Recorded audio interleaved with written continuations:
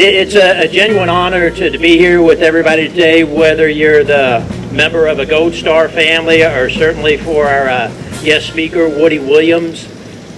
That meeting folks such as Woody, it's a genuine honor and a privilege for me.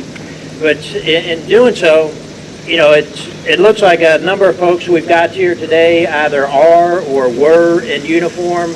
And to me, quite simply, the neat thing about the military is that everything we do, it's about building a team. It's about bringing folks together, whether you're a Kentuckian or whether you're from West Virginia. It really doesn't matter what religion, what ethnicity, what your social station in life is. It's about bringing all these folks together with a common purpose and a common mission. And quite simply, to me, that's the thing that really makes the military appealing. Because I'd offer that there are very few other organizations in life that we come across where you get that type of dynamic or kinsmanship with the other folks that you serve with. So when you are part of that team, and whether you're a Marine or a grunt like me, or the sailor or a Coast Guardsman or a sailor, or part of the Air Force, when you get into a intense situation, a combative situation or combative environment, you're in a fight. When you fight, you know, there are things that suggest you do it for higher ideals. I would simply offer, I'm fighting the other folks that I know of, you're fighting for the folks to your left and your right. Quite simply, you don't want to let your buddies down, and that's perhaps the gravest issue, that you always want to be able to support your buddies. I would speculate for the gentleman we've got here, that was part of their mindset and the situations they found themselves in over time. That transitioning over to our Gold Star family members, and we often hear the words of their having made the ultimate sacrifice. I would offer again that for everybody here in uniform or who has been in uniform, we're the beneficiaries of what they did. Because what they did was for their buddies. They didn't want to let their buddies down. And for those folks who are either in uniform today or have been in uniform in the past, it's by virtue of their efforts that we get to be here and recognize and honor them and memorialize them, and in particular some of the folks who are still here today to be able to talk about it. Quite simply, I get a kick out of when I was a kid and I would read about Iwo Jima or see the movies on it, and to meet somebody I'd call a living legend who's around to talk about it still. It may sound kind of trite, Woody, but it's a genuine honor to be here and introduce you. Now, I realize that a number of you are familiar with Woody already, and Joe just mentioned the bio that's on the program, but I'm going to read a little bit of the citation which went to Woody in being recognized with the Medal of Honor. For those of you who have not been able to learn or hear his story into the past. This was presented on the 5th of October 1945 by President Truman for conspicuous gallantry and integrity at the risk of his life above and beyond the call of duty as a demolition sergeant serving with the 21st Marines, 3rd Marine Division in action against enemy Japanese forces on Iwo Jima, Volcano Islands, the 23rd of February 1945. Quick to volunteer his services when our tanks were maneuvering vainly and open a lane for the infantry to work through the network of reinforced concrete pillboxes, buried mines, and black volcanic sands. Then Corporal Williams daringly went forward alone to attempt the reduction of devastating machine gun fire from the unyielding positions. Covered only by 4 riflemen, he fought desperately for 4 hours under terrific enemy small arms fire and repeatedly returned to his own lines to prepare demolition charges and obtain serviced flamethrowers. struggling back frequently to the rear of hostile emplacements to wipe out one position after another. On one occasion, he daringly mounted a pillbox to insert the flamethrower through the air vent, killing the occupants and silencing the gun, thus ensuring the safety of some of Woody's comrades. On another, he grimly charged a enemy rifleman who attempted to stop him with bayonets and destroyed them as well. His unyielding determination and extraordinary heroism into the face of ruthless enemy resistance were directly instrumental in neutralizing one of the most fanatically defended Japanese strong points encountered by his regiment and aided vitally in enabling his company to reach its objective. Corporal Williams' aggressive fighting spirit and valiant devotion to his duty throughout this fiercely contested action to sustain and enhance the highest traditions of the U.S. Navy. Now, a couple of notes, and before I turn it over to Woody, and some of you may not be so familiar with it. Back then and during World War II days, the Marine Corps was subordinate to the Navy. It was basically the Navy's infantry before the Marine Corps became its own service. And I'd offer that evolution towards becoming the Marine Corps that we know today is by virtue of the quality of the Marines, the leadership, and in particular the quality of a lot of the Marines who set the path for many others.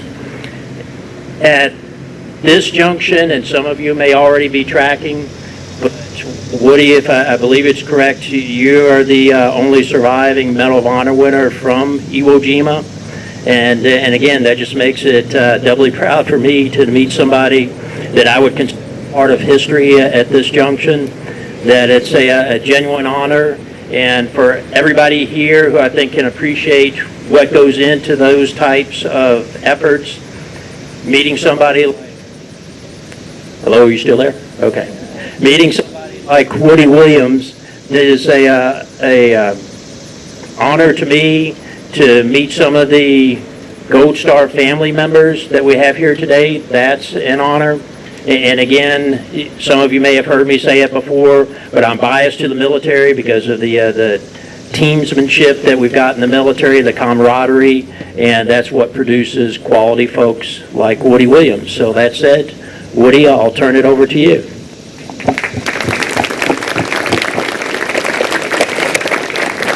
Oh, by the way, I'm saluting him. He's not saluting me.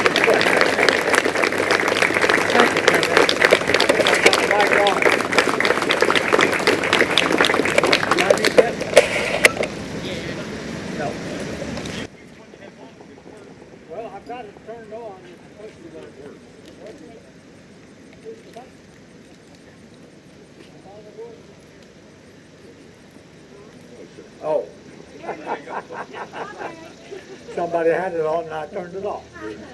Well, thank you, General. Thank you very much for those words. And let me say right off at the beginning, the only reason I'm here is because of others. Not what I did, particularly, it's what they did. Had my fellow Marines not made the recommendation to the military services, the Navy and Marine Corps, and then the Congress, and on to the President, I would not be standing here, because I would not have the privilege and honor of wearing this medal around my neck that I say belongs to them, not to me. They sacrificed more than I did.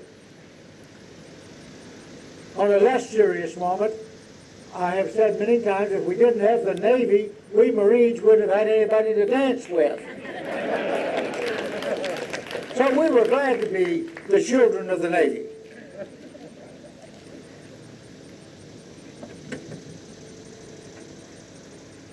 Certainly there's an awful lot of people that deserve and should have the honor and recognition of making this day possible. I think we have divine intervention because of the weather. On the way down here from Huntington, we ran into a very severe storm for a period of time and lots of little stuff on the windshield. And now we are blessed with this beautiful day. It would not have happened without the committee and those who got together to make this all possible. As I have said, our foundation is just a cog in the wheel. It is a committee and the communities that are doing these memorials all over this great country of ours. So certainly we want to thank everyone who participated in the committee and all the workers who made all this possible. So would you join me in giving them a round of applause and thanks?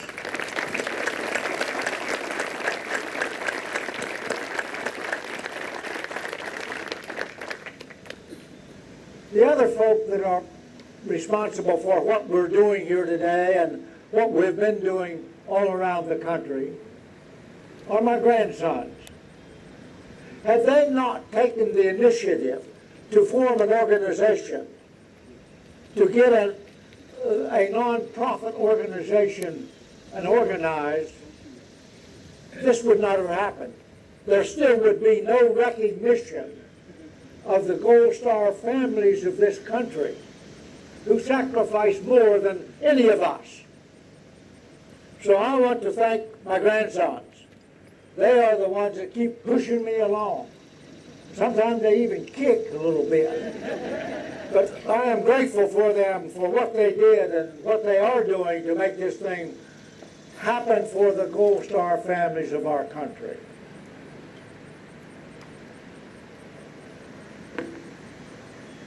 This community, like many others in America, they are making history because of all the wars that we've had, all the way back. Really, the only person that we really recognized and honored and paid tribute to for years and years, very deserving, and we should have done it, are the Gold Star mothers of America. No one in all of my experience and time spent with veterans, and that's what I did with my whole life, no one ever mentioned to me in those years, Gold Star Dad,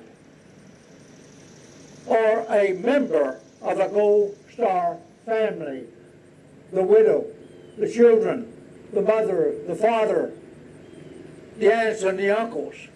They had never had any recognition for their sacrifice, and they grieved along with everybody else. So this community is making history. It's become a part of an effort to honor the families who have sacrificed more than any of us. They've made that sacrifice to keep us the country we love and the country we are and the people we are. Even they made sacrifices for others that have never known freedom in any sense.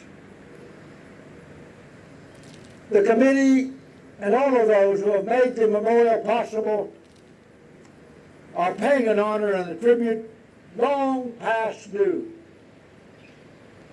The memorial will be a lasting tribute for many, many years to come. It will ensure that those loved ones who paid that ultimate sacrifice for all of us will never be forgotten.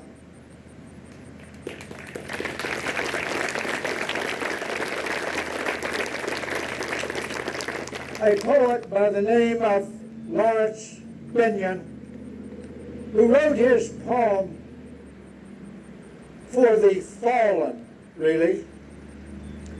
They shall grow not old, as we that are left grow old. Age shall not weary them, nor the years condemn.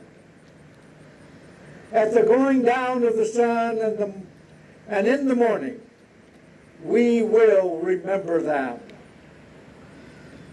Regardless of what many commonly believe, Americans fight and die more for each other. So perhaps more than any other cause.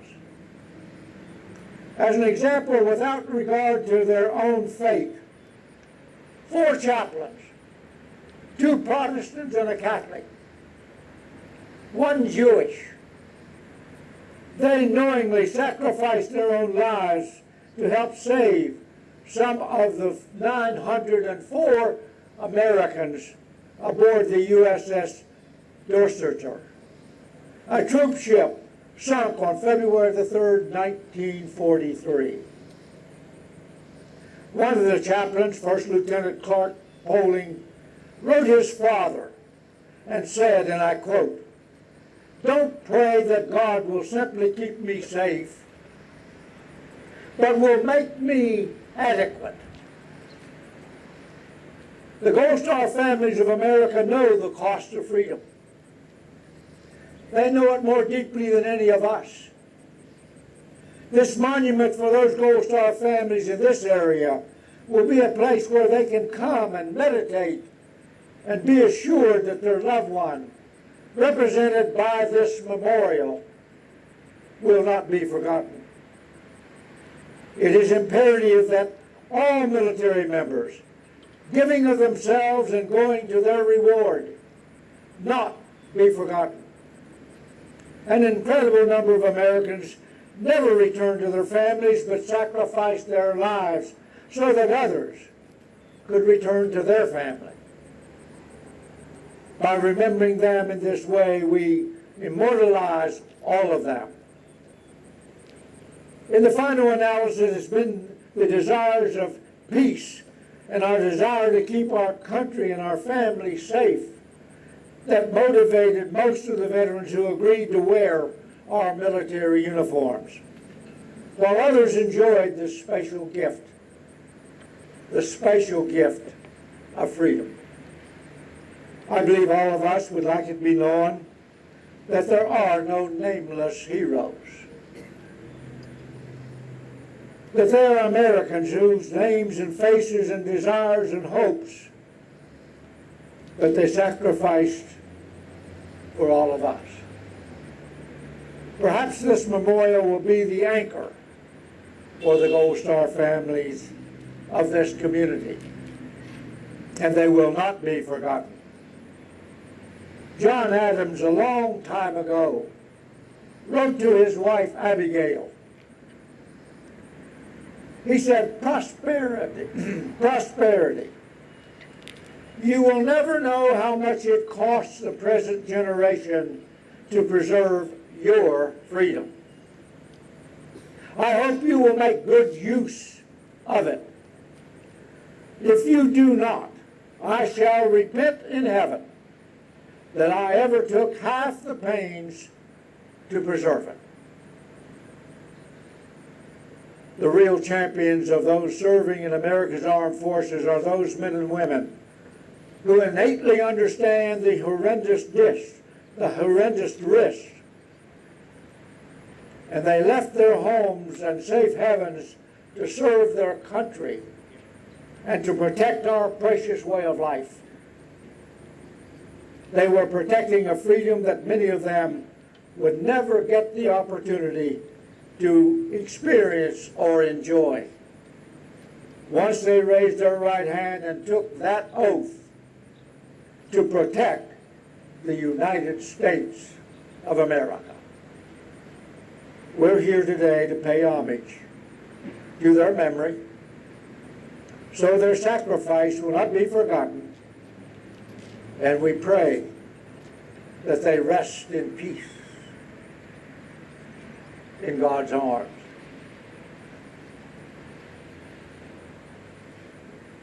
We're going to unveil the monument in a few moments.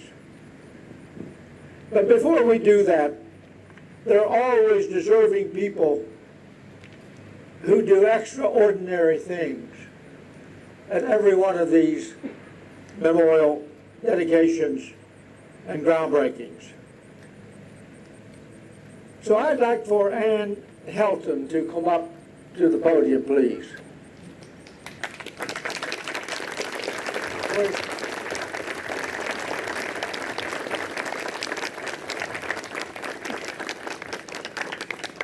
It's very difficult to recognize people today with masks on. Hello, Ann. Watch this thing here. Don't stumble with that. We want to present to Ann a medallion as an honorary member of our foundation because she has done so much and has put so much into what is taking place here today.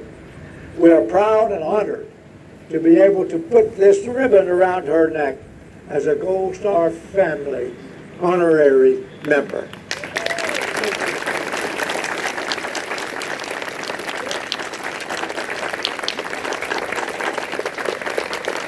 Now we would like to present and place a medallion at the Gold Star Family Memorial Marker in honor of Don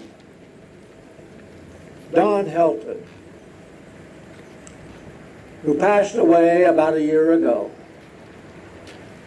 But were he here today, he too would receive the medallion as a Gold Star Family, or as an honorary member of the foundation.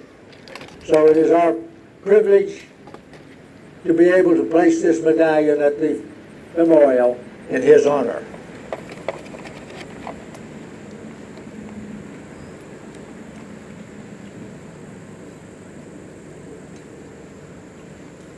Thank you very much. Thank you for being here today. Now it's time to unveil .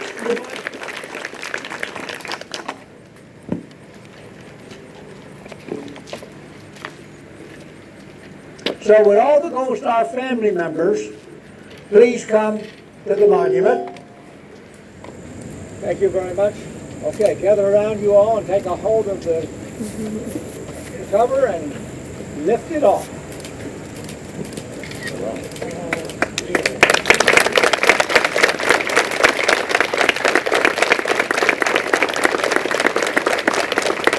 Now this is just one side. You've got to see the other side because it really tells the story of this community. And that's what it's supposed to be, is this community. So take a look around. Just a little different. I want to welcome, I've met a few people this morning that they've not been to the park, some from our own community and some from much further away. Something similar to our park with others is that it commemorates the campaigns and the battles and the big moments in military history. Something unique to our park is it also integrates the names and the faces of those who make it real. And as Woody told us in his great remarks, it's the individuals that are important. So now we're going to ask each Gold Star family to come up and tell us the name of their loved one and introduce themselves.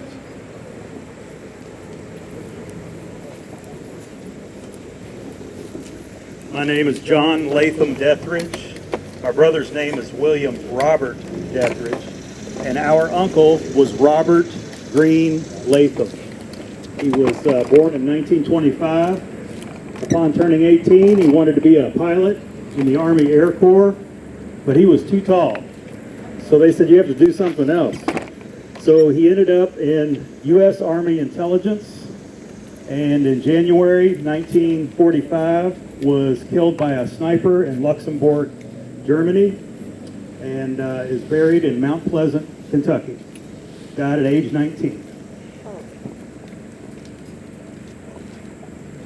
My name is Charles Corsenborn, Kenton County Sheriff.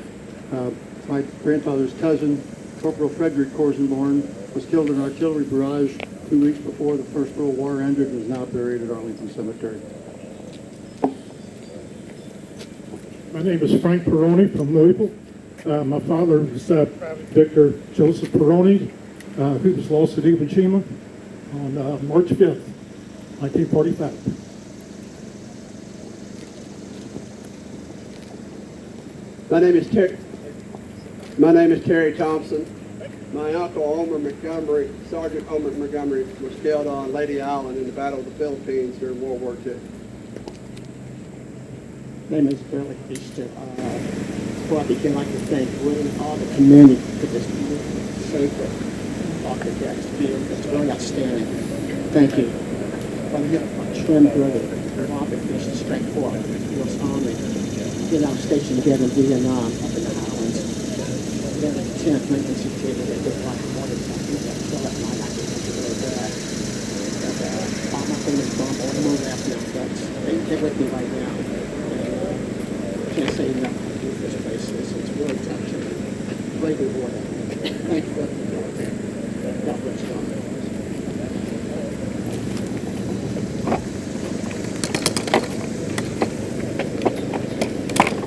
My name is Sherry Cruz. My name is Sherry Cruz. My father was killed in the World War II. His name was J.P. Holbrook. He was on his 52nd mission. His plane was shot down on February 3rd, 1945. They didn't find his body in Berlin prison camp for 12 years after that. And they brought him back to be buried in Dr. Taylor Cemetery.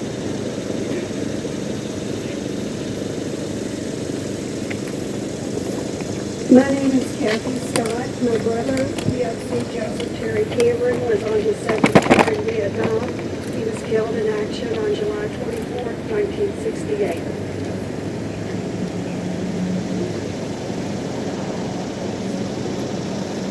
My name is Linda Griffin. My brother, PFC Bruce Griffin, was killed in Vietnam. He was 18 years old. He was there for only 3 days. He volunteered for being an honor guard in Washington, D.C. to go to Vietnam. He was the first one from our county and the first one from our high school to be killed in service.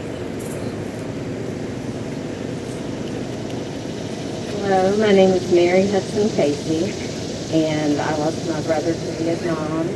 His name was Charles Edgar Hudson. And I also want to say how happy I am to be a part of this family. I'm married to one of Wood's grandsons, and very honored.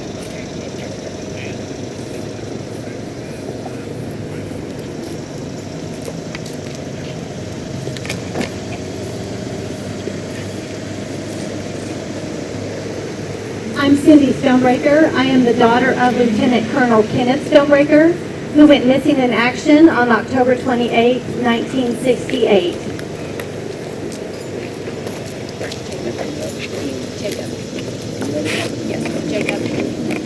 I'm speaking on behalf of Mr. Jacob Roberts, son of Sergeant James William Harlan, United States Army, KIA, Iraq.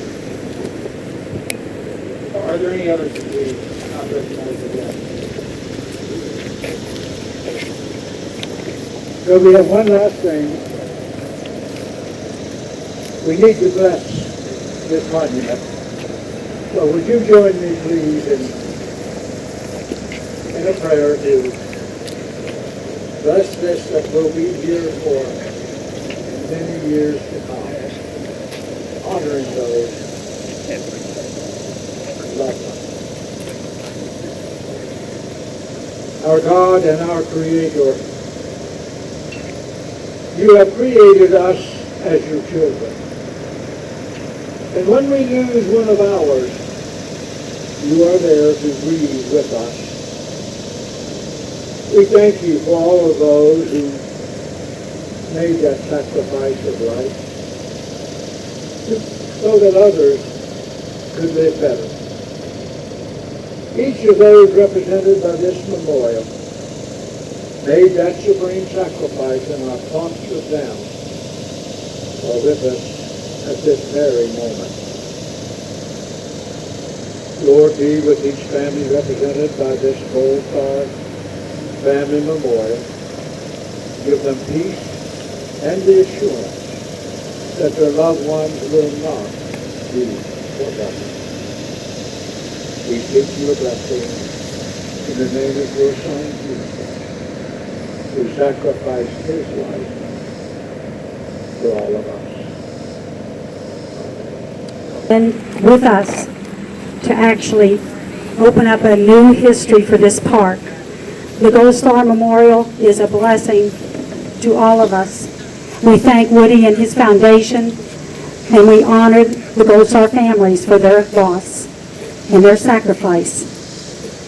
But something else needs to be done, and that is for this park to continue. As our predecessor and our beloved Don Helton said in his initial beginning of this park,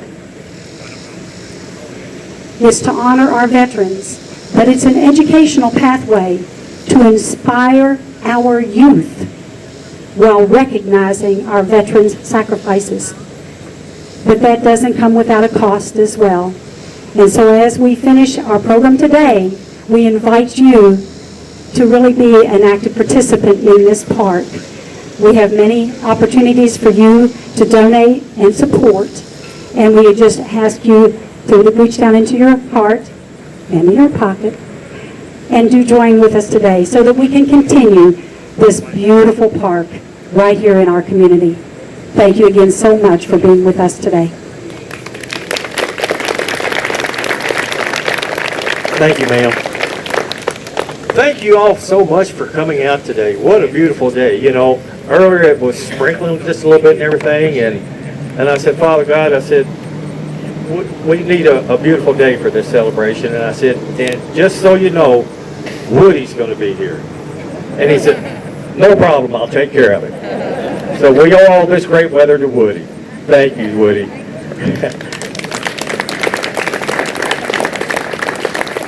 Now, ladies and gentlemen, Heather French Henry will sing God Bless America, and maybe this time she won't have to scream. And you all can please join in with her. Thank you. As the storm clouds gather far across the sea, let us pledge allegiance to a land so free. Let us all be grateful for a land so fair, as we raise our voices in a solemn prayer.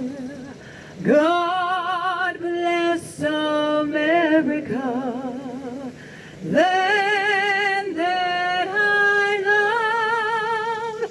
Stand beside her and guide her through the night with the light from above, from the mountains to the prairies, to the oceans, white with foam.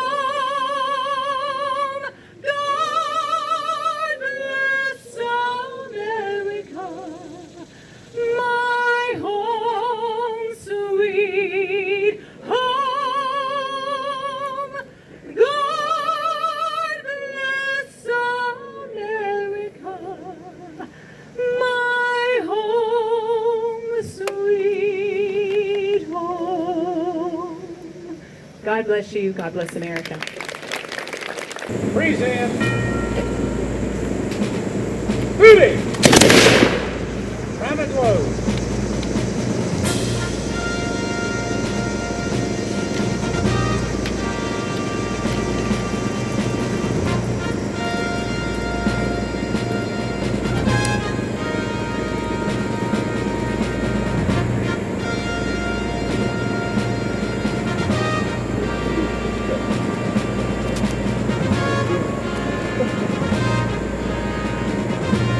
Ready?